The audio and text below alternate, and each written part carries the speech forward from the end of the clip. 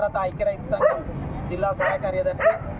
మిత్రులారా, ఈరోజు దేశవ్యాప్తంగా అన్ని కార్మిక సంఘాలు అట్లాగే ఎస్కేఎం సంయుక్త కిసాన్ మోర్చా రైతు సంఘం కూడా ఈ యొక్క దేశవ్యాప్త సమ్మెలో భాగంగా ప్రధానంగా ఈ దేశంలో నరేంద్ర మోడీ ప్రభుత్వము కార్మికుల హక్కులను హరిస్తూ గత 140 సంవత్సరాల ఏళ్ల కిందట ఎక్కడో అమెరికా దేశాన మారుమూల పట్టణంలో చికాగో నగరంలో వాళ్ళ కంపెనీలో పనిచేస్తూ ఉంటే అక్కడ రక్తాన్ని చిందించి వాళ్ళ హక్కులను కాపాడుకొని అది 12-14 గంటల పని దినాన్ని దాన్ని 8 గంటలకు కుదించుకొస్తే ఈరోజు మన దేశంలో నరేంద్ర మోడీ ప్రభుత్వము దాన్ని అంతా కూడా అనేక రాష్ట్రాలకు విస్తరించు వాళ్ళ ఆధిపత్యాని కోసము ఈరోజు మళ్ళీ దాన్ని 10 గంటలకు కానీ పెంచడము, అట్లాగే కార్మికుల హక్కుల్ని కూడా తీసివేయడము, ఇట్లాంటి పద్ధతులు నరేంద్ర మోడీ ఈ దేశంలో కొనసాగిస్తా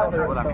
ఎందుకంటే ఒక పక్క రైతాంగం అంతా కూడా వ్యవసాయాన్ని వదులుకొని అనేక పట్టణాలకు వెళుతూ ఈ యొక్క వ్యవసాయంలో లాభసాటి లేక నష్టపోతూ ఉంటే తాను ఏదైతే వాగ్దానం చేసిండో ఆ వాగ్దానాన్ని కూడా పట్టించుకోకుండా రైతాంగాన్ని అంతా కూడా నట్టేట ముంచిన పరిస్థితి కనిపిస్తూ ఉన్నది. అందుకని మనం అంతా ఆలోచన చేయాలి. ప్రధానంగా రైతులు కానీ కార్మికులు కానీ లేకుంటే దేశం కానీ ప్రపంచం కానీ ఎక్కడ ఉండదని మనం ఆలోచన చేయాలి. మనకంతా కూడా అన్నం పెట్టే రైతాంగం కానీ మనకంతా శ్రమ చేసి ఉత్పత్తి చేసే రైతాంగం అంతా కూడా లేకుండా పోతే ప్రధానంగా మనమంతా సమస్యల సుడిగుండంలో మునిగిపోతామనే పరిస్థితి ఉన్నది.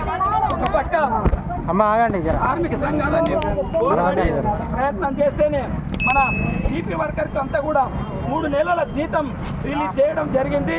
ఇట్లా కార్మికులు ఐక్యంగా ఉండి పోరాటం చేసుకోవాలి. ఆ పోరాటంలో భాగంగానే అన్నీ మనం